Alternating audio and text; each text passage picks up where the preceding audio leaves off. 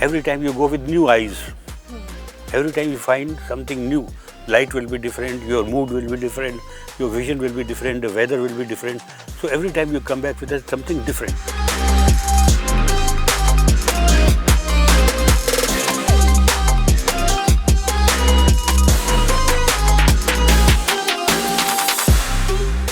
गंगोत्री में 11 बार गया। मैं जब 12वीं बार गई, जो मुझे फ़ोटो मिली, मैंने कहा बस अब इससे ज़्यादा मैं अच्छी नहीं कर सकता। ये एक ऐसी फ़ोटो मिली कि मेरे 12 ट्रिप का पैसे वसूल हो गए एक फ़ोटोग्राफ से।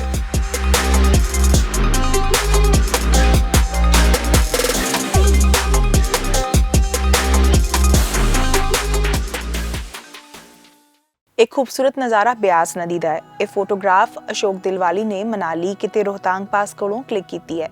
ਇਸ ਜਗ੍ਹਾ ਤੇ ਪਾਣੀ ਆਮ ਨਾਲੋਂ ਕਾਫੀ ਜ਼ਿਆਦਾ ਹੁੰਦਾ ਹੈ ਕਿਉਂਕਿ ਬਿਆਸ ਦਰਿਆ ਤੇ ਕਾਫੀ ਟ੍ਰਿਬਿਊਟਰੀਜ਼ ਇੱਥੇ ਆ ਕੇ ਮਿਲਦੀਆਂ ਨੇ। ਅਸ਼ੋਕ ਨੇ ਜਦੋਂ ਇਹ ਬੇਹੱਦ ਖੂਬਸੂਰਤ ਸੀਨ ਕੈਪਚਰ ਕੀਤਾ ਤਾਂ ਉਹ ਸੋਚ ਰਹੇ ਸੀ ਕਿ ਪਾਣੀ ਦਾ ਰੰਗ ਇੰਨਾ ਸੁਨਹਿਰੀ ਕਿਵੇਂ ਹੋ ਗਿਆ। ਲੱਗ ਰਿਹਾ ਸੀ ਜਿਵੇਂ ਪਿਘਲਿਆ ਹੋਇਆ ਸੋਨਾ ਵਹਿ ਰਿਹਾ ਹੋਵੇ।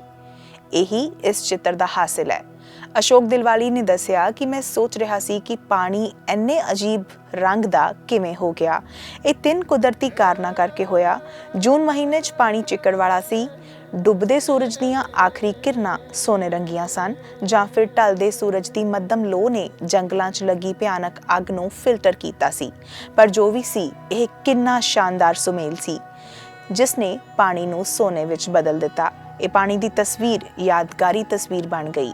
ਇਸ ਦ੍ਰਿਸ਼ ਤੋਂ ਬਾਅਦ ਉਹਨਾਂ ਨੂੰ ਬਾਕੀ ਯਾਤਰਾ 'ਚ ਕੁਝ ਵੀ ਕਲਿੱਕ ਕਰਨਾ ਬੇਕਾਰ ਜਿਹਾ ਲੱਗਾ।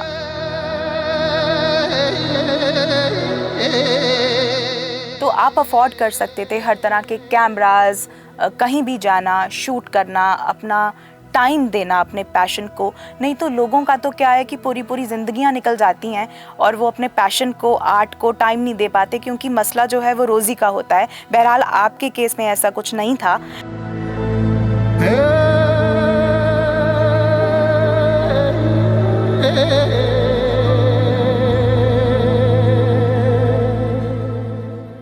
भगवान की दया से मैं अच्छे घराने में था, तो मेरे जो भी मैं चाहता था तो खरीद सकता था। उस वक्त फ़ोटोग्राफी बहुत महंगी थी, कैमरे लेने महंगे, फिर फिल्में महंगी, प्रोसेसिंग महंगी, प्रिंट में। मगर अब वो बात नहीं है। अब आपको सिर्फ कैमरा चाहिए और एक कंप्यूटर चाहिए।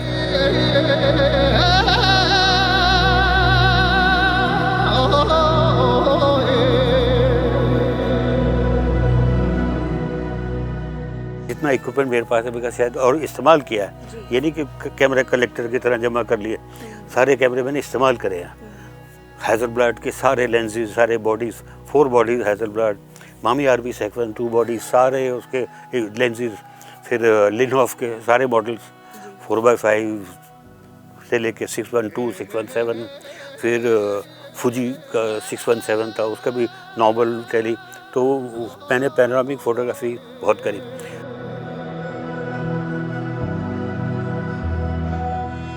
ਔਲੀ ਕੁਦਰਤ ਪ੍ਰੇਮੀਆਂ ਨੂੰ ਆਪਣੇ ਵੱਲ ਸਦਾ ਖਿੱਚਦਾ ਰਿਹਾ ਹੈ। ਇਸ ਦਾ ਲੁਭਾਵਣਾ ਵਾਤਾਵਰਣ, ਬਰਫ਼ ਨਾਲ ਢੱਕੀਆਂ ਉੱਚੀਆਂ ਚੋਟੀਆਂ ਤੇ ਕਮਾਲ ਦੇ ਦ੍ਰਿਸ਼। ਮੈਂ ਔਲੀ ਦੀ ਯਾਤਰਾ ਪਹਿਲੀ ਵਾਰ 1982 'ਚ ਕੀਤੀ, ਪਾਸ ਦੀ ਟਰੈਕਿੰਗ ਦੌਰਾਨ। ਕਾਫੀ ਸਮੇਂ ਬਾਅਦ ਮੈਂ ਚੰਦ ਦੀ ਰੋਸ਼ਨੀ 'ਚ ਚੋਟੀਆਂ ਨੂੰ ਸ਼ੂਟ ਕੀਤਾ ਤੇ ਸਵੇਰ ਵੇਲੇ ਉਹਨਾਂ ਨੂੰ ਵੇਖਣ ਦਾ ਫੈਸਲਾ ਕੀਤਾ। ਸੂਰਜ ਨੰਦਾ ਦੇਵੀ ਦੇ ਪਿਛਲੇ ਪਾਸਿਓਂ ਚੜ੍ਹਦਾ ਹੈ ਤੇ ਮੌਸਮ ਸਾਫ਼ ਹੋਵੇ ਤਾਂ ਸੂਰਜ ਦੀਆਂ ਕਿਰਨਾਂ ਨਾਲ ਨਜ਼ਾਰਾ ਕਮਾਲ ਹੁੰਦਾ ਹੈ। ਅਗਲੀ ਸਵੇਰ 5:30 ਵਜੇ ਮੈਂ ਸਿਖਰ ਨੂੰ ਵੇਖਣ ਲਈ ਬਾਹਰ ਨਿਕਲਿਆ ਤੇ ਚੋਟੀ ਤੇ ਇੱਕ ਨਿੱਕੀ ਜਿਹੀ ਬਦਲੀ ਨਜ਼ਰ ਆਈ। ਬਦਲਾਂ ਦਾ ਰੰਗ ਨਾਰੰਗੀ ਜਿਹਾ ਹੋ ਗਿਆ ਸੀ ਕਿਉਂਕਿ ਪਿਛਲੇ ਪਾਸਿਓਂ ਸੂਰਜ ਚੜ੍ਹ ਰਿਹਾ ਸੀ। ਮੈਂ ਇਹ ਕਲਿੱਕ ਕਰ ਲਿਆ। ਮੈਨੂੰ ਇਹ ਫੋਟੋ ਕਿਸੇ ਪੇਂਟਿੰਗ ਦੀ ਤਰ੍ਹਾਂ ਜਾਪਦੀ ਹੈ। ਮੈਂ ਸੋਚਦਾ ਕਿ ਸਾਨੂੰ ਲੈਂਸਮੈਨਾਂ ਨੂੰ ਨਵੀਂ ਰੋਸ਼ਨੀ 'ਚ ਮਾੜੀਆਂ ਚੀਜ਼ਾਂ ਕਦੇ ਨਹੀਂ ਦਿਖਾਉਣੀਆਂ ਚਾਹੀਦੀਆਂ। ਇਸ ਕਰਕੇ ਇਹ ਦ੍ਰਿਸ਼ ਇਸ ਤਰ੍ਹਾਂ ਦਾ ਸੀ ਜਿਵੇਂ ਚੋਟੀ ਦੇ ਸਿਰ ਤੇ ਕੋਈ ਤਾਜ ਸਜਿਆ ਹੋਵੇ।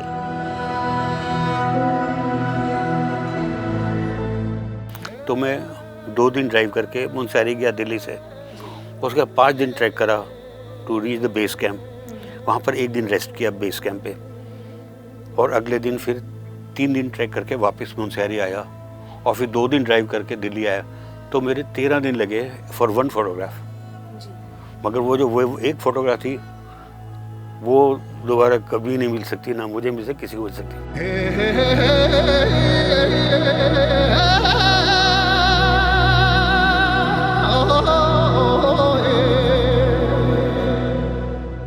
दोनों चीज़ होनी चाहिए, लक भी होनी चाहिए और कॉम्पिटेंस भी होनी चाहिए। आपको सीन अच्छा मिल रहा है मगर if you are not able to catch it technically correct, मतलब you should be very prompt at that very time ना, and qualified from your old experience के मैंने इसमें क्या चीज़ लगानी है।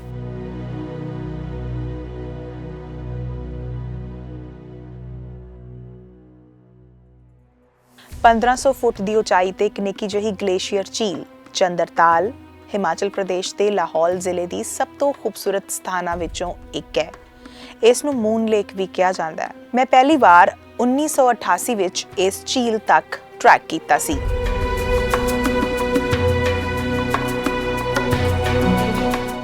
ਦਹਾਕਿਆਂ ਤੋਂ ਅਸ਼ੋਕ ਦਿਲਵਾਲੀ ਹਿਮਾਲਿਆ ਤੇ ਟਰੈਕ ਕਰ ਰਹੇ ਨੇ। ਇਹ ਕਹਿੰਦੇ ਨੇ ਕਿ ਇਹਨਾਂ ਨੇ ਪਹਾੜਾਂ ਦੀਆਂ ਭਾਵਨਾਵਾਂ ਨੂੰ ਤਸਵੀਰਾਂ 'ਚ ਕੈਦ ਕੀਤਾ।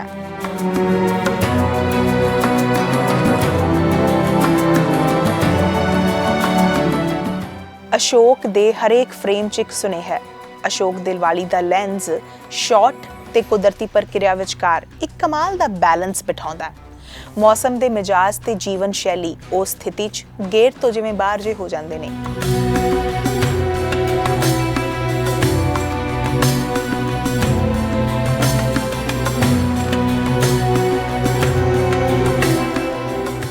इसीलिए फोटोग्राफी को बोलते हैं ना कि ये art of freezing the moments हैं, कि जो पल एक बार बीत गए हैं और अगर आपने कैप्चर कर लिया तो यू गॉट इट, और अगर नहीं किया तो वो ज़िंदगी में कभी दोबारा कभी वो हैपन नहीं होगी, वो ऐसी जो हैपनिंग्स हैं।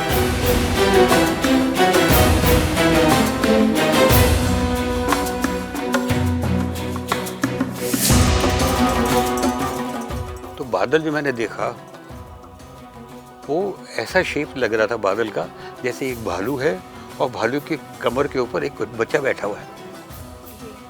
वो बादल 10 सेकंड के अंदर ही गायब हो गया, बिगड़ गई उसकी शेप।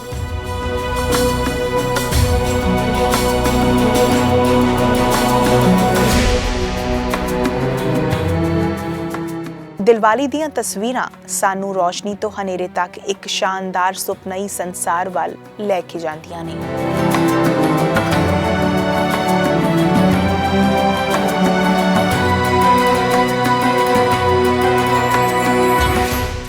ਦਿਲਵਾਲੀ ਨੂੰ ਅੱਜ ਤੱਕ ਦੇ ਹਿਮਾਲਿਆ ਦੇ ਸਭ ਤੋਂ ਵਧੀਆ ਕੈਪਚਰ ਕਰਨ ਵਾਲੇ ਫੋਟੋਗ੍ਰਾਫਰ ਦੇ ਤੌਰ ਤੇ ਜਾਣਿਆ ਜਾਂਦਾ ਹੈ।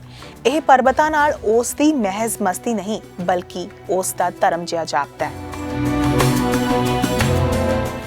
और 4 फोटोग्राफ्स हैं मेरे पास जो कि कोई भी नहीं खींच सकता, दुनिया में कोई नहीं खींच सकता।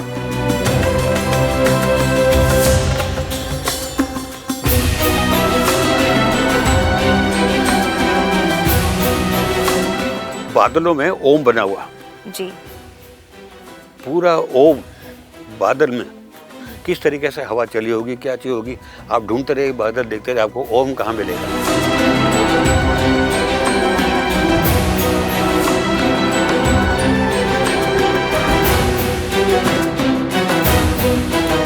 आपके फादर साहब ने आपको फोटोग्राफी के क्या रूल्स सिखाएं, कुछ रूल ऑफ थर्ड या उसकी फ्रेमिंग या उसकी छाया और धूप में बैलेंस कैसे बनाना है, क्या कुछ आपने उनसे क्या सीखा?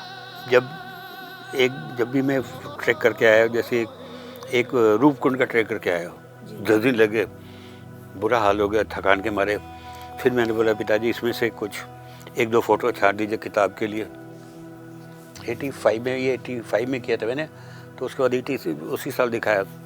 मैंने कहा किताब के लिए 1-2 बता दीजिए। वो सारी देखी, कहते मुझे तो एक भी नहीं अच्छी लग रही।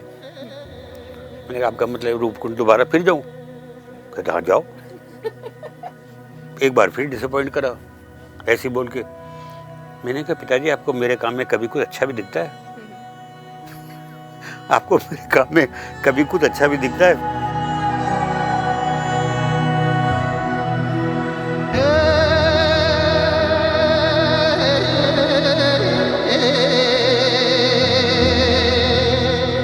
जैसे मैं मोड़ पे मुड़ा तो सामने वो भालू पानी पी रहा था। वहाँ उन दिनों अक्टूबर का महीना था तो छली था ना, वो उग रही थी, वो खाने के लिए बहुत नीचे आते हैं। उसने मेरे को देखा तो वो 2 यूँ खड़ा हो गया, हाँ करके यूँ मेरे पास आया। छल्ली खा खा के बोर हो गया होगा ना, उसको इंटरेस्टिंग मील नजर आई होगी। तो उसके बाद मेरे पीछे भागा या नहीं क्या भागा, मगर मैं बहुत तेज भागा। मैंने इतना तेज भागा कि मैं तो पीटी उषा भी नहीं भाग सकती इतनी तेज। वहाँ से थोड़ी देर बाद मैं वेट करा तो पोर्टर आ रहा था, तो कहते हैं आप रुक क्यों गए, क्या होगा? मैंने तेरा ताऊ बैठा है सड़क पे। जी, ये गुफ्तगू जो है ना वो बहुत मज़ेदार हो रही है। तो मैंने कहा तेरा ताऊ बैठा है वहाँ पर, वो पानी पी रहा है। कहता है क्या है? मैंने कहा भालू बैठा है। ਇਸ ਤਸਵੀਰ ਨੂੰ ਵੇਖ ਕੇ ਕੋਈ ਅੰਦਾਜ਼ਾ ਨਹੀਂ ਲਗਾ ਸਕਦਾ ਕਿ ਇਹ ਕੀ ਹੈ। ਇੱਕ ਵਾਰ ਅਰੁਣਾਚਲ ਪ੍ਰਦੇਸ਼ ਦੇ ਤਵਾਂਗ 'ਚ ਜਮਾ ਦੇਣ ਵਾਲੀ ਠੰਡ ਸੀ। ਅਸ਼ੋਕ ਫੋਟੋਗ੍ਰਾਫੀ ਲਈ ਉੱਥੇ ਗਏ ਹੋਏ ਸਨ। ਸਵੇਰ ਦਾ ਸਮਾਂ ਸੀ। ਡਰਾਈਵਰ ਨੇ ਆ ਕੇ ਯਕਦਮ ਉਹਨਾਂ ਨੂੰ ਉਠਾਇਆ ਤੇ ਕਿਹਾ ਕਿ ਆਓ ਤੁਹਾਨੂੰ ਇੱਕ ਸ਼ੈ ਦਿਖਾਵਾਂ। ਬਾਹਰ ਆ ਕੇ ਅਸ਼ੋਕ ਨੂੰ ਉਹ ਆਪਣੀ ਮਰੂਤੀ ਵੈਨ ਦਾ ਸ਼ੀਸ਼ਾ ਦਿਖਾਉਂਦਾ ਹੈ ਜਿੱਥੇ 1/4 ਇੰਚ ਥਿਕ ਫਰੋਸਟ ਯਾਨੀ ਕੋਰਾ ਜਮਿਆ ਹੋਇਆ ਸੀ। ਅਸ਼ੋਕ ਨੇ ਇਸ ਤਰ੍ਹਾਂ ਪਹਿਲਾਂ ਕਦੇ ਨਹੀਂ ਸੀ ਵੇਖਿਆ। ਉਹ ਆਪਣਾ ਕੈਮਰਾ ਲੈਣ ਲਈ ਭੱਜੇ, ਕਲਿੱਕ ਕਰਨ ਹੀ ਲੱਗੇ ਸੀ। ਇਸ ਵਿਚਕਾਰ ਖੁਸ਼ਕਿਸਮਤੀ ਨਾਲ ਇੱਕ ਹੋਰ ਮੁਜੱਸਮਾ ਵੇਖਦੇ ਨੇ। ਅਚਾਨਕ ਸੂਰਜ ਚਮਕ ਉੱਠਿਆ ਤੇ ਕਿਰਨਾਂ ਸ਼ੀਸ਼ੇ ਤੇ ਪਈਆਂ। ਇਹ ਇੱਕ ਐਬਸਟਰੈਕਟ ਸੀ, ਜਾਂ ਕਹਿ ਲਈਏ ਐਬਸਟਰੈਕਟ ਨਾਲੋਂ ਵੀ ਕਿਤੇ ਜ਼ਿਆਦਾ।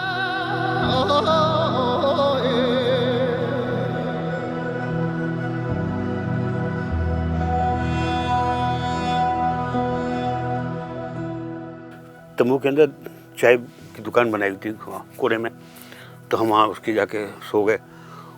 वो चाय वाला, हम 3 जने, उसके बाद 4 गडेरी और आ गए पेड़ चलाने वाले, कब वो भी कहते यहाँ सोएंगे।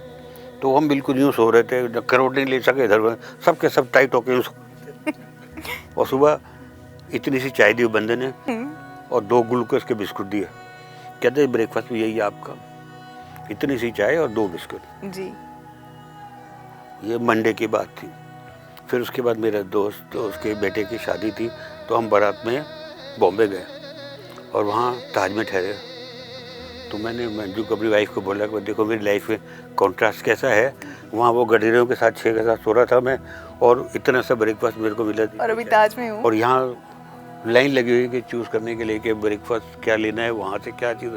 तो मैंने देखा कि ये मेरी लाइफ का कॉन्ट्रास्ट। यही जो पल है वो जिंदगी की खूबसूरती है। जी जी जी।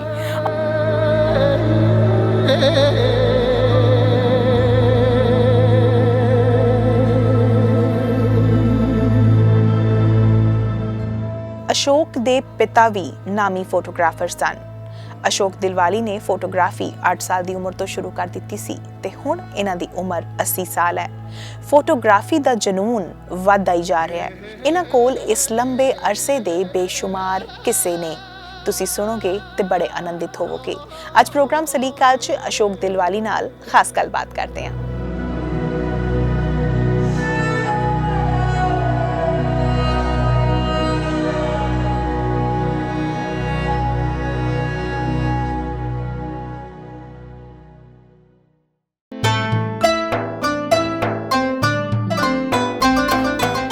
फोटोग्राफी के बारे में कहा जाता है कि एक फोटोग्राफ जो है वो 1000 लफ्ज़ों के बराबर होती है।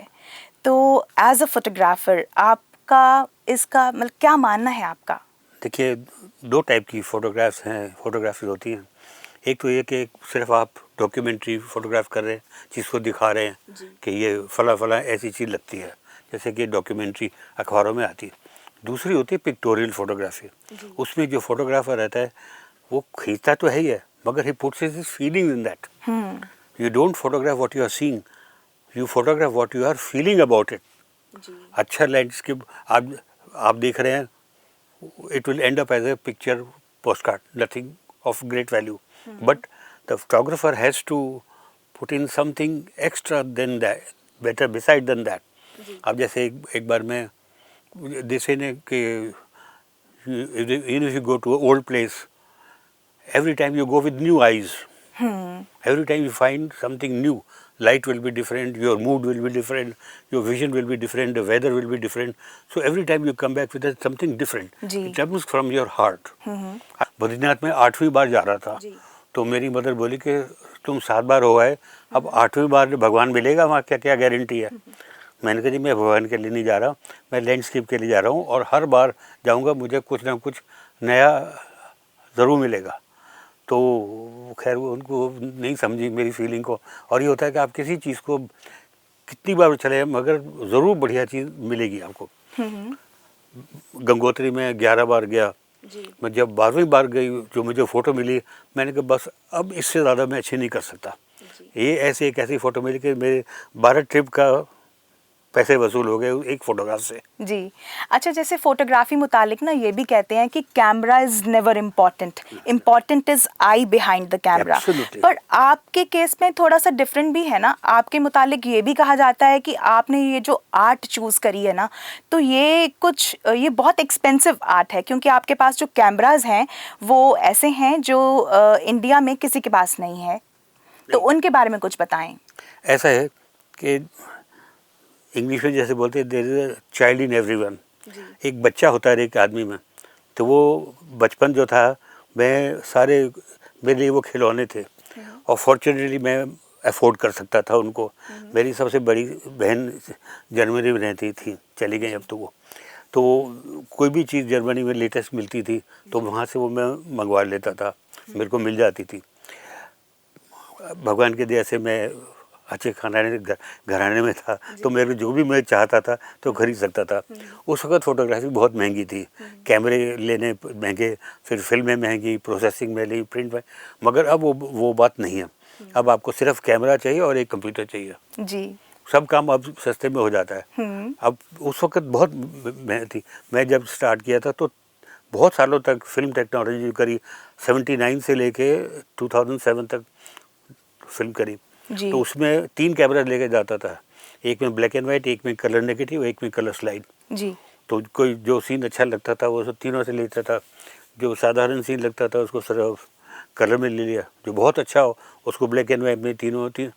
इस प्रकार से इक्विपमेंट में जितना इक्विपमेंट मेरे पास है मेरा शायद और इस्तेमाल किया है। ये नहीं कि कैमरा कलेक्टर की तरह जमा कर लिए, सारे कैमरे मैंने इस्तेमाल करे हैं। हैज़लब्लड के सारे लेंसेज, सारे बॉडीज़, 4 बॉडीज़ हैज़लब्लड, मामी आरबी सेक्शन 2 बॉडीज़, सारे उसके लेंसेज, फिर लिनहॉफ के सारे मॉडल्स 4x5 से लेके 612, 617, फिर फुजी का 617 था, उसका भी नॉर्मल टेली। तो मैंने पैनोरामिक फ़ोटोग्राफी बहुत करी।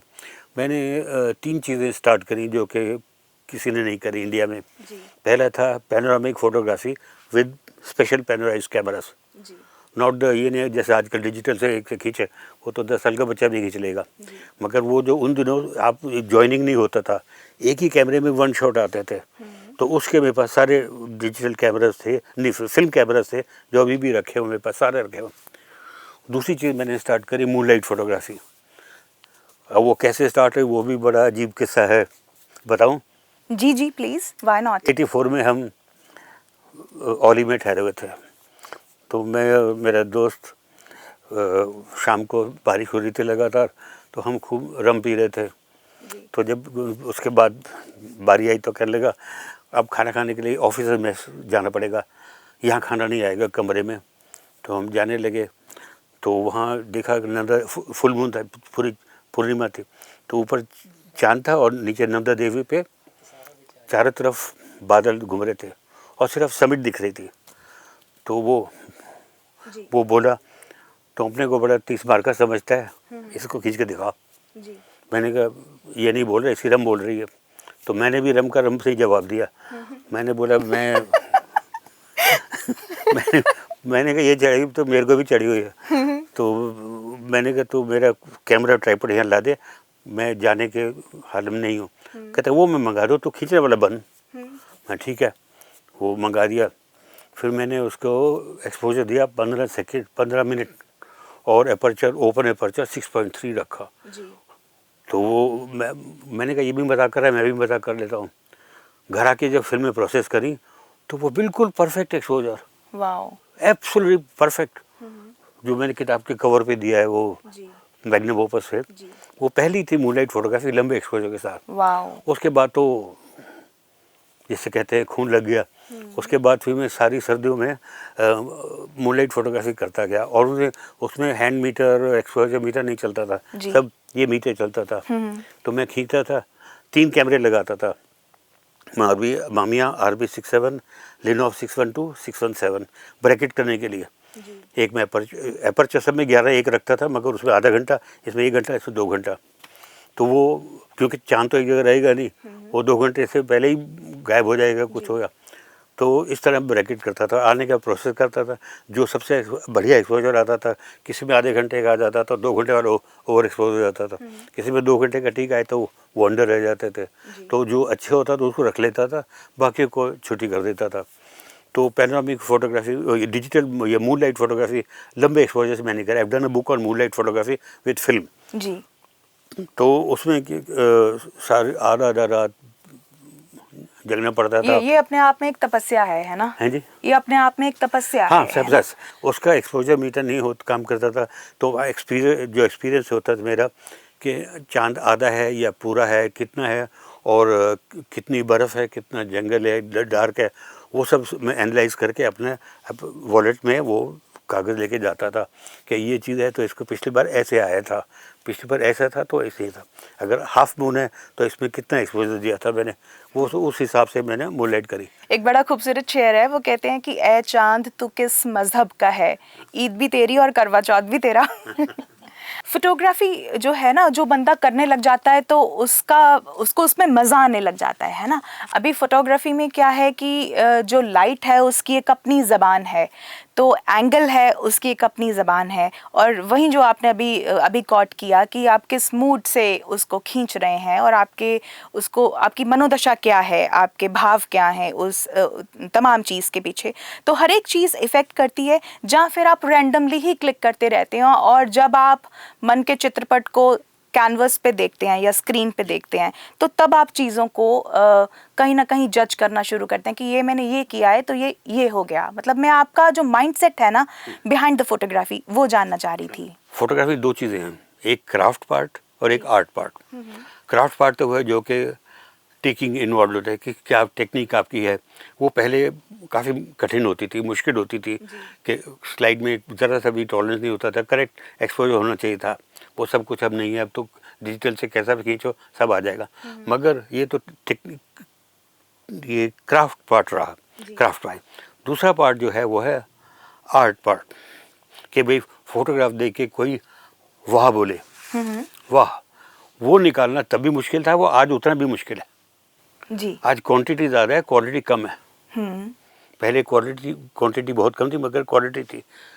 जितने बड़े बड़े शौकीन थे उनके घर में डार्क रूम होता था, किचन को डार्क रूम बना के जब काम हो जाता था घर में फिल्म डेवलप करते थे, प्रिंट बनाते थे, घर में करते थे सारा जी। अब सब चीज़ आसान हो गई है। वो अब तो ये भी ले ले, ये भी ले ले, ये भी ले ले, ये तो ठीक निकल आएगी।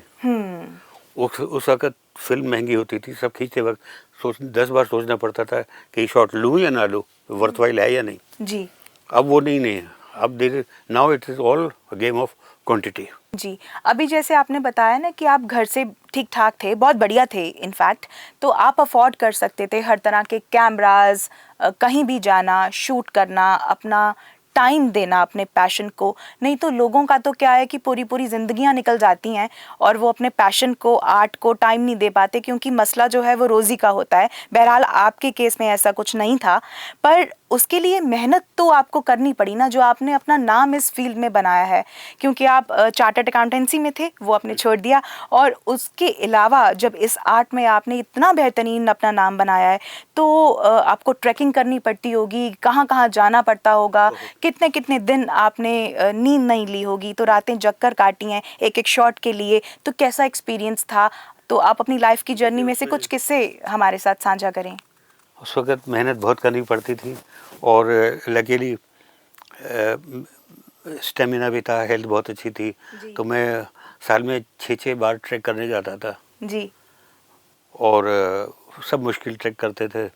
तो एक आपको इंसिडेंट बताता हूँ। एक मेरे को एक्सपीडिशन के साथ में गया, तो उन्होंने बोला आप वहाँ पहुँच जाना। तो मैं 2 दिन ड्राइव करके मुनस्यारी गया दिल्ली से जी। उसका 5 दिन ट्रैक करा to reach the base camp. वहाँ पर 1 दिन रेस्ट किया बेस कैंप पे, और अगले दिन फिर 3 दिन ट्रैक करके वापस मुनस्यारी आया, और फिर 2 दिन ड्राइव करके दिल्ली आया। तो मेरे 13 दिन लगे फॉर 1 फोटोग्राफ। जी। मगर वो एक फ़ोटोग्राफ थी वो दोबारा कभी नहीं मिल सकती, ना मुझे मिल सकती, किसी को मिल सकती।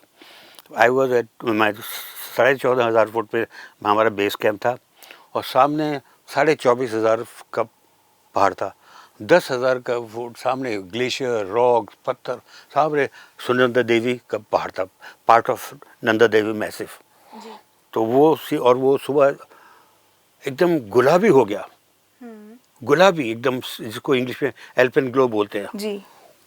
मैं 4 बजे जिप खोल के टेंट से बाहर निकला तो I want to go for a nature's call. वो देखा तो मैं भूल गया मैंने किस लिए मैं जिप खोला है। एकदम ट्राइपॉड निकाला, कैमरा लगाया, मैं खींचने लगा उसको और एकदम पहाड़ गुलाबी हो रहा था, लाल से पीछे जहाँ सनराइज हो रहा था वहाँ एकदम रूह अफ़ज़ा की जैसे रेड कलर का दिखाई दे रहा था वहाँ से, और उसकी रेस से वो पहाड़ पूरा गुलाबी हो गया था। तो वहाँ जो कुक था उसने भी मेरे को देख लिया कि मैं जल्दी उठ गया, वो देख रहा, वो चाय लेके आ गया मेरे। मैंने कहा तू हर 10-10 मिनट बाद 5 बड़े एक चाय पिलाते रहे मेरे को, मैं तो ये खींचते रहूँगा फ़ोटो। उसके बाद खींचता रहा। तो वो मतलब 13 दिन लग गए एक फ़ोटोग्राफ करने के। एक मैं मैडम के साथ ही गया था सरहान, तो वहाँ रोज़ बारिश हो रही है, बर्फ़ पड़ रही है, बारिश पड़ रही है। वो जो मंदिर था वो भीमा काली, उसकी फ़ोटो में नहीं मेरे को मिल रही थी। मैंने कहा फिर 3 दिन उन्होंने बोला कि मैडम ने कि आप तो क्या ज़िंदगी बिताने के लिए आए हैं, सारी ज़िंदगी यहीं बिताएंगे। जी। मैंने कहा नहीं अब चलते हैं, ऐसे चलते। फिर हम 5 किलोमीटर ऊपर गए।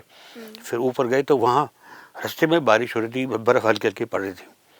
तो ऊपर जब हम भीमा काली पे पहुँचे तो एकदम बादल खुले, वहाँ से एकदम टॉर्च लाइट आई मंदिर के ऊपर। जी।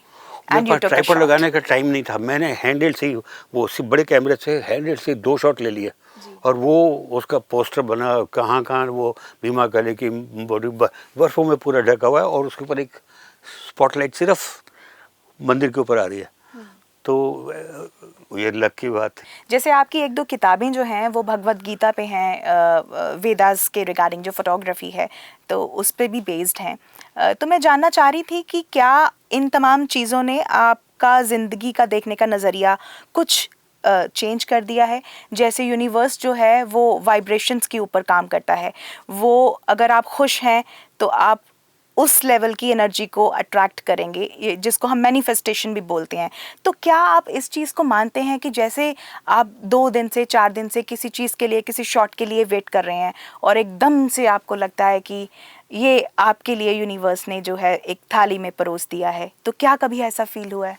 इसके लिए मैंने एक खुद ही सेंटेंस बनाया है कि good photography depends on your luck and competence. Exactly, yes. अगर लक नहीं है तो कुछ नहीं मिलेगा और कॉम्पिटेंस नहीं है तो अच्छी चीज़ें भी हाथ से निकल जाएगी। अब जैसे मान लीजिए लक का मैं बताता हूँ, आप मान लीजिए टाइगर फोटोग्राफी के लिए जा रहे हैं जंगल में, आप टाइगर की बढ़िया फोटो चाहते हैं और 15 दिन घूम रहे, टाइगर दिखाई भी नहीं दे रहा, एक टाइगर भी नहीं दिखाई दे रहा, तो आप क्या कर लेंगे, क्या तीर चला लेंगे? लक चाहिए ना। बिल्कुल। फिर आता है दूसरा एलिमेंट, कॉम्पिटेंस। शेर आ भी गया और आपने गलत लेंस यूज़ करा या आपने करेक्ट एक्सपोजर नहीं दिया, वो शेक आ गई, कुछ हो गई, आउट ऑफ फोकस हो गया, तो कॉम्पिटेंस नहीं है आपके पास। तो दोनों चीज़ होनी चाहिए, लक भी होनी चाहिए और कॉम्पिटेंस भी होनी चाहिए।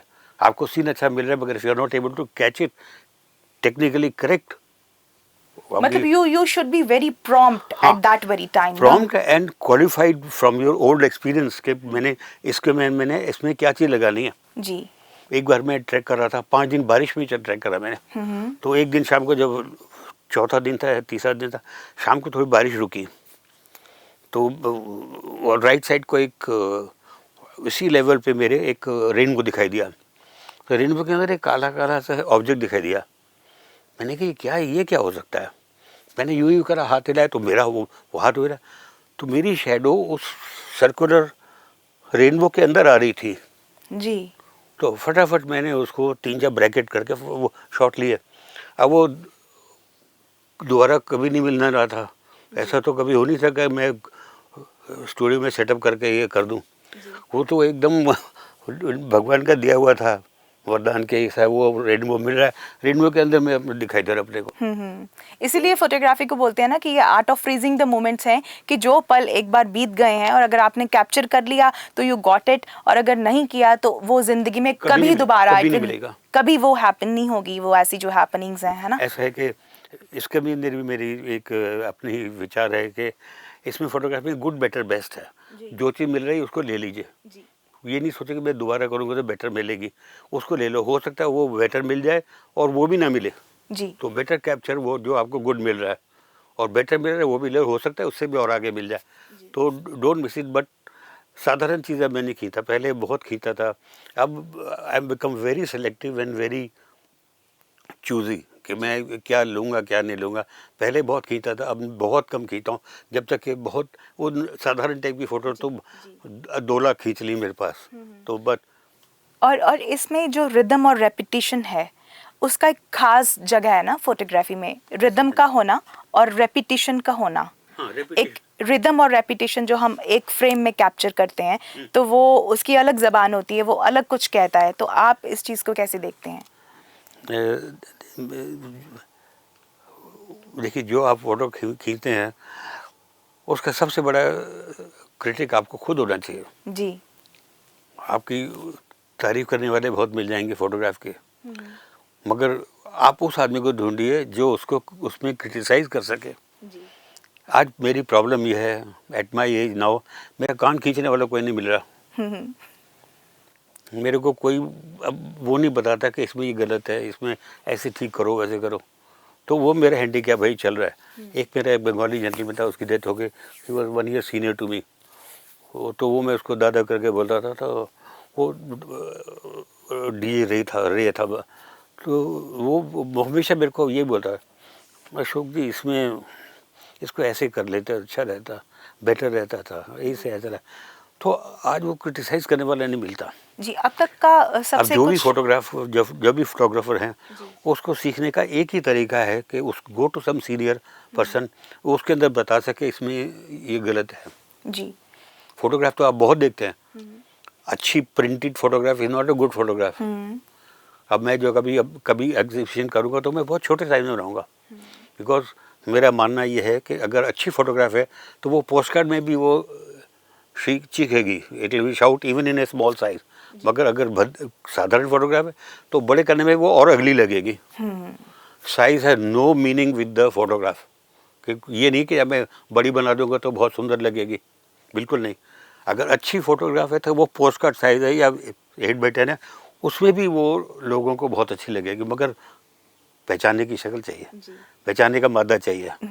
चलिए, अभी तक हमने बहुत बारीकियां भी इस पे बातचीत करी है ना, फोटोग्राफी की जो बारीकियां होती हैं। बहरहाल अगर मैं आपसे पूछूं कि आपने कभी कोई ऐसा बंदा आपको मिला हो जिसने बड़ा ही कुछ हास्य व्यंग किया हो आपकी फोटोग्राफ्स पे, तो वो कुछ बताएं। ऐसा हुआ 79 में जब मैंने शुरू किया तो कभी मैं कश्मीर ट्रेक करने चला जाता था, कभी हिमाचल, कभी गढ़वाल, कभी कुमाऊं। फिर 82 में मेरे को एक सज्जन मिले, फ्रांस के थे, world famous photographer, world famous top, उनका तो जवाब ही नहीं कोई नहीं। वो मेरे को मिले तो उन्होंने पूछा तुम क्या करते हो? मैंने कहा जी मैं ऐसे ऐसे मेरा स्टूडियो है और मैं पोर्ट्रेचर करता हूँ और मेरी वो लाइन है, मगर हॉबी मैं इधर चले जाता उधर जा। कहना स्टॉप इट, ये सब बंद करो। मैंने कहा क्या करूं फिर? मैंने कहा तुम एक एरिया से लेकर हिमालय में और लगातार वहीं जाओ और वन डे आप उस चीज़ के ऊपर स्पेशलिस्ट बन जाओगे। जैसे मेरी स्पेशलाइजेशन अफ़गानिस्तान है, nobody can compete with me. मेरा जितना मैंने काम अफ़गानिस्तान पे किया है कोई दुनिया में नहीं कर सकता। तो उन्होंने तो मुझे अफ़गानिस्तान की किताबें दिखाई, उनको जो करा था, गज़ब का काम, आउटस्टैंडिंग, गज़ब। तो वो मेरे मेंटर मिले, तो उन्होंने मुझे बताया तो कि इस रास्ते पे जाओ। फिर मैंने 82 में स्टार्ट किया दोबारा, गढ़वाल जाता रहा और उसके कहने का सही मतलब उसके गढ़वाल में से 4 किताबें निकले जी। आई कुड डू 4 बुक्स, मतलब एक एरिया में से 4 किताबें मैं कर सका। गंगा, बद्री केदार यात्रा, एक गढ़वाल कुमाऊं और एक गढ़वाल हिमालय। एडमंड हिलेरी ने उसका फॉरवर्ड दिया था, सर एडमंड हिलेरी ने। तो कोई ना कोई ऐसा जानकार और मार्गदर्शक होता है बताने वाला, उस टाइप का मिलना ज़रूरी होता है। अब जैसे लोग फ़ोटो खींचते हैं उससे सेटिस्फाइड होकर रख देते हैं कि, मगर अगर आपको इम्प्रूव करना है, अपने को सीखना है, तो किसी ऐसे आदमी के पास जाइए जो आपसे बहुत ज़्यादा जानता है, वो फिर वही बताएगा कैसे करना है। जी, पर मैं ये आपसे पूछ रही थी कि कुछ लोग जो है ना आपको सिली क्वेश्चंस करते होंगे। मान लीजिए कि अभी आपने अपना काम एग्जिबिट किया है, कहीं एग्जीबिशंस लगी हैं, तो बहुत लोग आते हैं देखने के लिए, तो वो अपने अपने क्यास लगाते हैं ना फोटो को देख करके। तो सिली भी कुछ आपको आपसे बातें करते होंगे, सिली क्वेश्चंस करते होंगे, कुछ ऐसा कभी हुआ? पेंटिंग जो है वो फोटोग्राफी की मदर है। पहले पेंटिंग आई, फिर फोटोग्राफी। तो हम सब फोटोग्राफर्स का यही एम होता है कि मेरी ऐसी फोटोग्राफ बने जो पेंटिंग से मिले। जी। क्योंकि आज की तारीख में भी पेंटिंग, एक थर्ड रेट पेंटिंग, बढ़िया से बड़ी फोटोग्राफ से ज़्यादा पैसे मिलते हैं। जी। पेंटिंग कैसी हो हमें तो समझ नहीं है, मगर ये मालूम है कि जो साधारण पेंटिंग है उससे कहीं ज़्यादा वैल्यू, उससे बहुत ज़्यादा कम वैल्यू फोटोग्राफी की होती है। फोटोग्राफी की वैल्यू कम होती है। तो फोटोग्राफी ऑलवेज मतलब इंस्पायर जो है, वो इंस्पिरेशन जो है, उत्साह जो मिलता है वो पेंटिंग से मिलता है। तो हम अपनी फ़ोटोग्राफ को भी पेंटिंग जैसा बनाने की कोशिश करते हैं। तो सक्सेस होता है, कभी नहीं होता, कभी होता है। तो एक एग्जीबिशन लगाई थी तो मैंने 91 में, तो वहाँ पर आए बाद में मेरी वाइफ बैठी थी वहाँ, तो कहने लगे ये पेंटिंग है। मेरी वाइफ बोली नहीं है फोटोग्राफ है, कहते नहीं ये पेंटिंग है। हम ना छोटे होते हमें टेक्स्ट बुक में ना एक वो होता था, एक स्टोरी थी, उसका नाम था द लास्ट लीफ।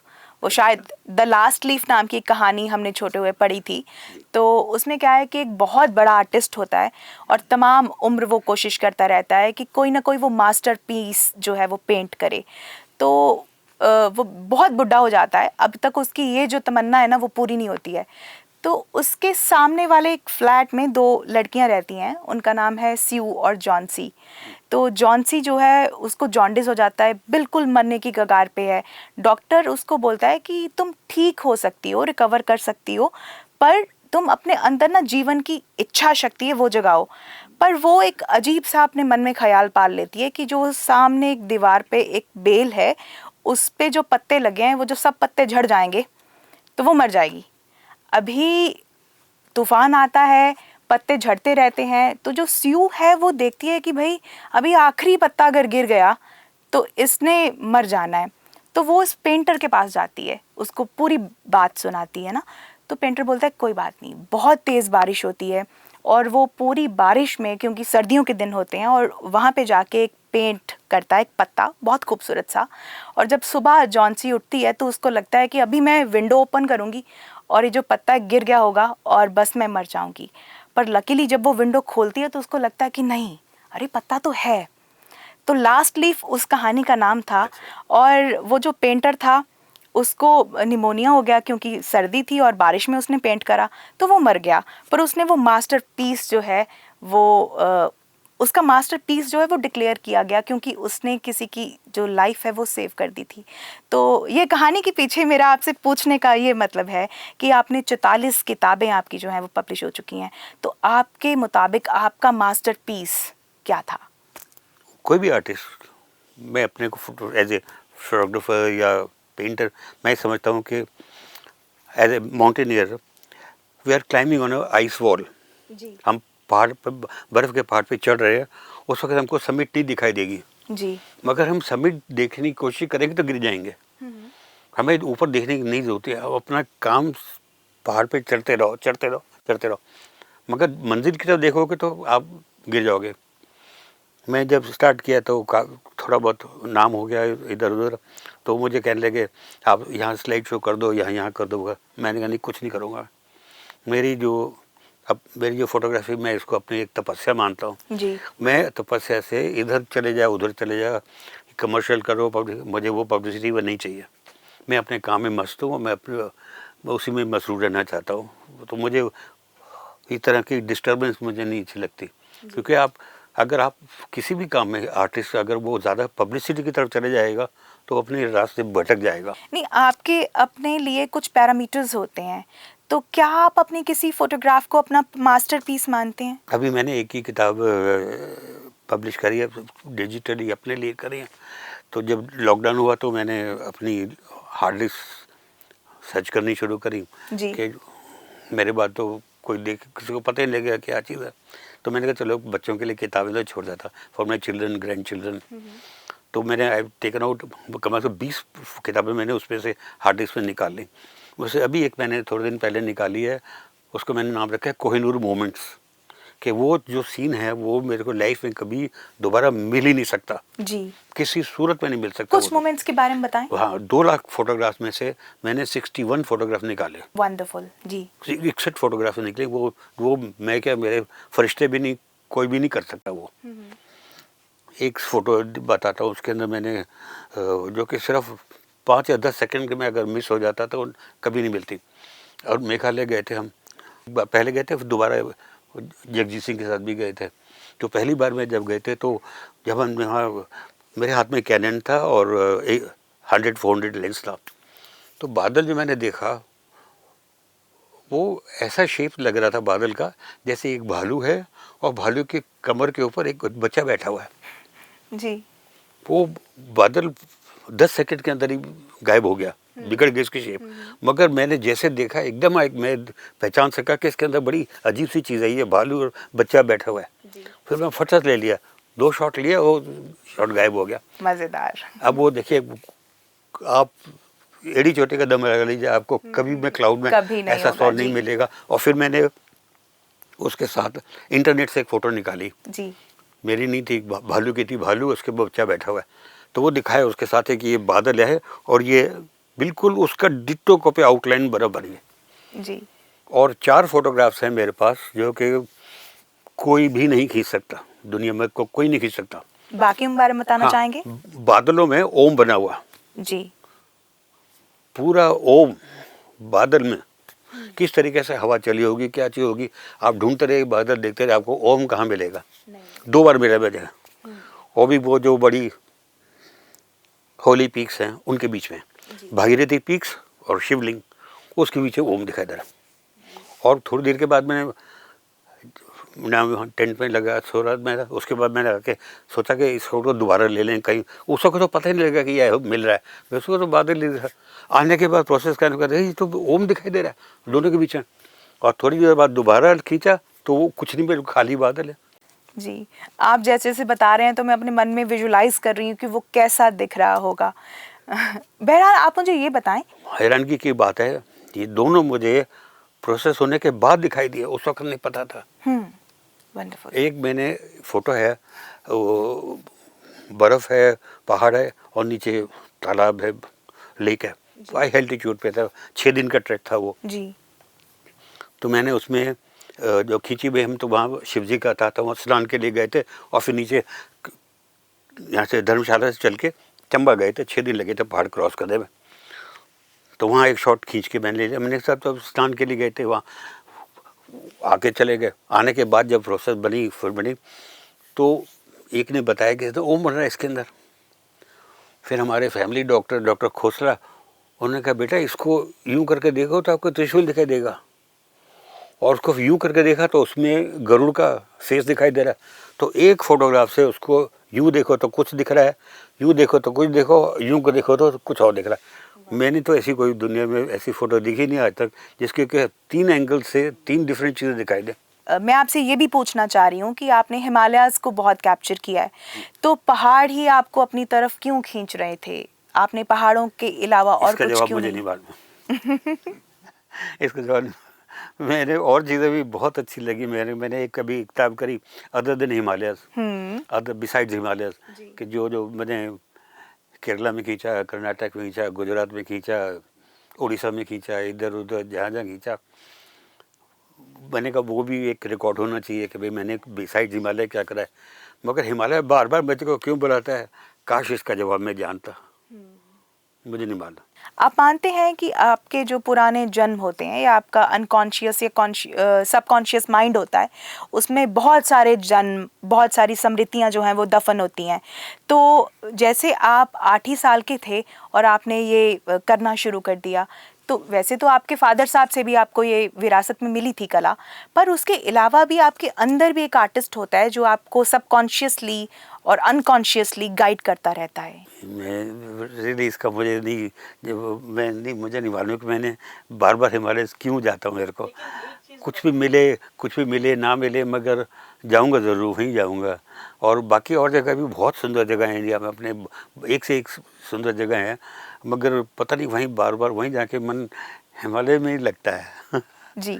अच्छा, आपके फादर साहब ने आपको फोटोग्राफी के क्या रूल्स सिखाए? कुछ रूल ऑफ थर्ड या उसकी फ्रेमिंग या उसकी छाया और धूप में बैलेंस कैसे बनाना है? क्या कुछ आपने उनसे क्या सीखा? जब भी मैं ट्रैक करके आया, जैसे एक रूपकुंड का ट्रैक करके आया हो, 10 दिन लगे, बुरा हाल हो गया थकान के मारे। फिर मैंने बोला पिताजी इसमें से कुछ 1-2 फ़ोटो छाट दीजिए किताब के लिए। 85 में किया था मैंने, तो उसके बाद 80 उसी साल दिखाया। मैंने कहा किताब के लिए 1-2 बता दीजिए। वो सारी देखी, कहते मुझे तो एक भी नहीं अच्छी लग रही। मैंने कहा आपका मतलब रूपकुंड दोबारा फिर जाऊँ? कहते हाँ जाओ। एक बार फिर डिसअपॉइंट करा ऐसे ही बोल के। मैंने कहा पिताजी आपको मेरे काम में कभी कुछ अच्छा भी दिखता है? आपको मेरे काम में कभी कुछ अच्छा भी दिखता है? तो कहते हैं नाराज मत हो, मैं तुम्हारे को क्रिटिसाइज हेल्थी क्रिटिसिज्म देता हूँ जी। जिससे तुम सीखो। अगर अपने अपने में मस्त रहोगे मैं बहुत अच्छा कर रहा हूँ तो आपका प्रोग्रेस रुक जाएगी। यू विल बी एक प्लेटो पे पहुँच जाओगे। जी। आपको ऊपर चढ़ना है। जब तक ये क्रिटिसाइज नहीं मिलेगी तो आप काम नहीं कर पाओगे अच्छा। तो वो इस तरीके से इंस्पायर करते थे। फोटोग्राफी की जर्नी में बहुत सारे किस्से आपकी आपकी ज़िंदगी की किताब में शुमार हैं, तो कुछ किस्से आप हमारे साथ भी शेयर करें, जैसे वो भालू वाला किस्सा था। ऐसा हुआ कि मैं ट्रैक करके आता था, बहुत ट्रैक करे मैंने 25 साल तक। तो आके मैं अपनी वाइफ को बताता था कि ऐसे ऐसे हुआ, मेरे पीछे भालू पड़ गया, कैसे मैं भालू से बचा, और तरह तरह की चीज़ें। तो उन्होंने बोला कि तुम इनको कंपाइल करो, स्टोरीज बनाओ इसकी। मैंने कहा मेरे जैसे हज़ारों फोटोग्राफर हैं, कौन पढ़ेगा इसमें? कहता नहीं करो तो सही। उन्होंने इंसिस्ट किया।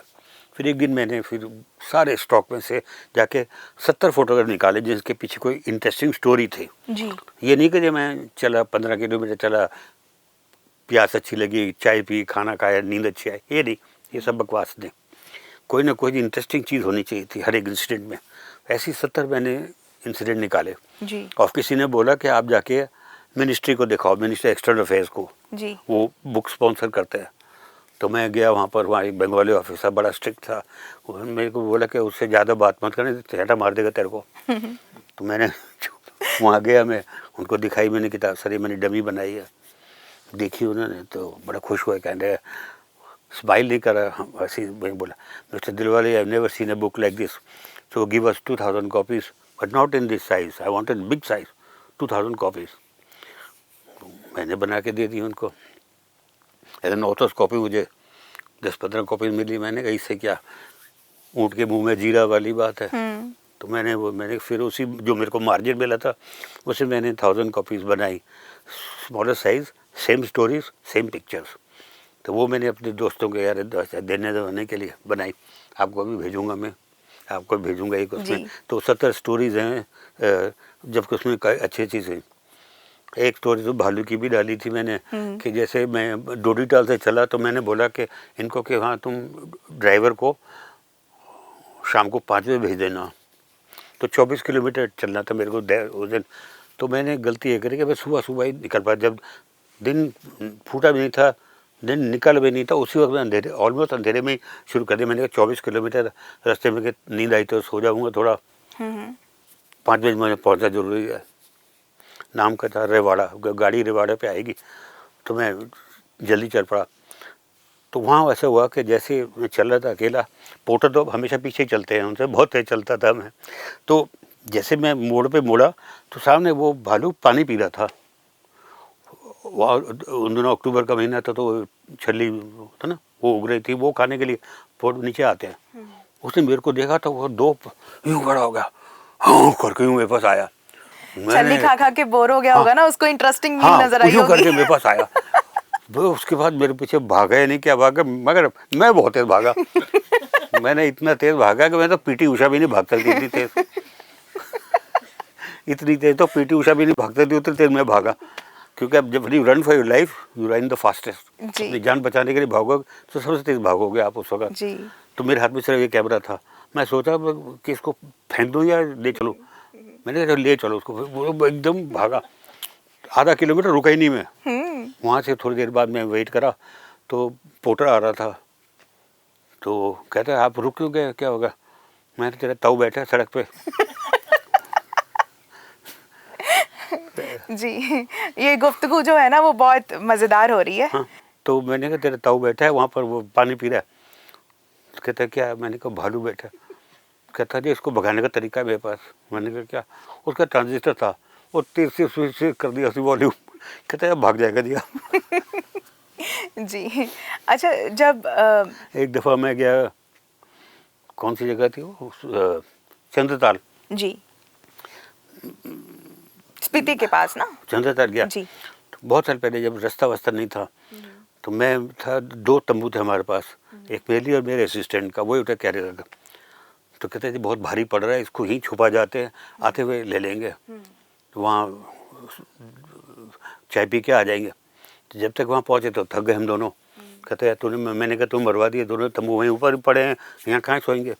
तो देखा मैं एक छोटी सी तंबू के अंदर चाय की दुकान बनाई हुई थी कोने में, तो हम वहाँ उसके जाके सो गए। वो चाय वाला, हम 3 जने, उसके बाद 4 गडेरी और आ गए पेड़ चलाने वाले, कब वो भी कहते यहाँ सोएंगे। तो हम बिल्कुल यूँ सो रहे थे, करोड़ नहीं ले सके इधर, सबके सब टाइट होके यूँ सो रहे थे। और सुबह इतनी सी चाय दी बंदे ने और 2 ग्लूकोज के बिस्कुट दिए। कहते ब्रेकफास्ट भी यही है आपका, इतनी सी चाय और 2 बिस्कुट। जी, ये मंडे की बात थी। फिर उसके बाद मेरे दोस्त, तो उसके बेटे की शादी थी, तो हम बारात में बॉम्बे गए और वहाँ ताज में ठहरे। तो मैंने मंजू को, अपनी वाइफ को बोला कि देखो मेरी लाइफ में कॉन्ट्रास्ट कैसा है, वहाँ वो गडेरियों के साथ 6 के साथ सो रहा था मैं, और इतना सा ब्रेकफास्ट मेरे को मिला, दी और थी अभी चाय, ताज में हूँ। और यहाँ लाइन लगी हुई है कि चूज़ करने के लिए कि ब्रेकफास्ट क्या लेना है, वहाँ से क्या चीज़। तो मैंने दिखाया कि ये मेरी लाइफ का कॉन्ट्रास्ट। यही जो पल है वो जिंदगी की मंडे को खूबसूरती क्या हो रहा है, है। फ्राइडे को क्या हो रहा है। जी जी जी, जब आप ट्रैक करते हैं तो आप सामान बहुत ज़्यादा नहीं ले सकते होंगे ना, तो फिर बहुत कम चीज़ों के साथ ही आपको ट्रैक करना पड़ता है। तो रास्ते में प्यास लगती है, भूख लगती है, तो आप कैसे मैनेज करते थे चीज़ें? ऐसे ही करता था जी, मैं पैम्पर ट्रैकर हूँ, हम्म, बिगड़ा हुआ है। मैं एक पोर्टर था सामान के लिए करता था, वो मेरे कैमरा बैग कैमरे लेके जाता, और दूसरा जो पोर्टर होता था वो उन दोनों का और हमारा सामान उठा के, तंबू, खाने के सामान वगैरह। और जाने से पहले चावल, दाल, कुछ ऐसी चीज़ें ले लेता था, अगले दिन सुबह चल पड़ता था। जहाँ वो टेंट लगा है वहीं दाल चावल बनाई, खा ले, बिस्कुट, ये वो चीज़। तो कभी उसकी कोई दिक्कत कभी नहीं रही खाने की। वेरी सिंपल आदमी जो एक बार ट्रैकिंग कर लेगा, उसका खाने के नखरे कभी नहीं करेगा, वो सब चीज़ में एडजस्ट कर जाएगा, हर चीज़ में एडजस्ट कर जाएगा। अभी समय बहुत हो गया है, बस आखिरी एक सवाल आपसे पूछती हूँ कि कई बार तो होता है ना कि हम चीज़ों को हैपन होने के लिए मोमेंट्स का वेट करते हैं ना, राइट टाइम का जब हम वेट करते हैं, और कई बार होता है कि जो फोटोग्राफर है वो चालाकी से कुछ चीज़ें क्रिएट कर लेता है। तो ये जो हैपनिंग वाली बातें हैं हमने बहुत करी हैं, तो आपने चालाकी से ग्रेसफुली कुछ चीज़ों को क्रिएट किया हो तो फिर उसका फ्रेम लिया हो, कोई ऐसी फोटोग्राफ? मैंने एक बार हम ऋषिकेश रुके हुए थे, मैं और मेरी वाइफ, तो हम जाना था बद्रीनाथ। जी, तो बहुत ज़ोर की बारिश हो रही थी, काफ़ी बारिश हो रही थी, मौसम ख़राब हो रहा था, बिजली तो मेरी वाइफ बोली कि पक्का आप जाना चाहते हैं ऐसे मौसम में? मैंने कहा ऐसे मौसम में तो कितना ट्रैक करा है मैंने, अब घर में बैठे डर रहे, घबरा रहे हो। जी, तो हम गए बद्रीनाथ। अब पहाड़ों में उस वेदर का साइकिल होता है, 3-4 दिन का खराब मौसम रहा है तो फिर आगे 3-4 दिन साफ मिलेगा। तो जब हम बद्रीनाथ पहुँचे तो अगले दिन बिल्कुल साफ मौसम। मैंने बड़े कैमरे से सुबह जैसे सनराइज हो नीलकंठ की खींची अर्ली मॉर्निंग, फिर दोपहर को खींची 2:30 बजे, फिर एक रात को मूनलाइट पे खींची, सेम सीन 3 जगह खींच के। तो वो बहुत अच्छी मुझे लगी, it was kind of a creation. तो मैंने अभी वो अब थोड़े दिन पहले फेसबुक पर डाली, तो मेरे एक मेंटर हैं वहाँ, जब भी कोई टेक्निकल प्रॉब्लम होती है मैं उन्हीं को कांटेक्ट करता हूँ, वो उससे ज़्यादा कोई नहीं जानता। जी, साउथ मद्रास में रहते हैं। तो उन्होंने जब देखे तो कहते मुझे कह लगे कि ऐसा तो 99.9 photographers can not do this, what you have created, it's a very creative thing. It's same thing in the different shades, right? Creative तो जब रहे, क्योंकि इतनी अच्छी मौसम मिल गया।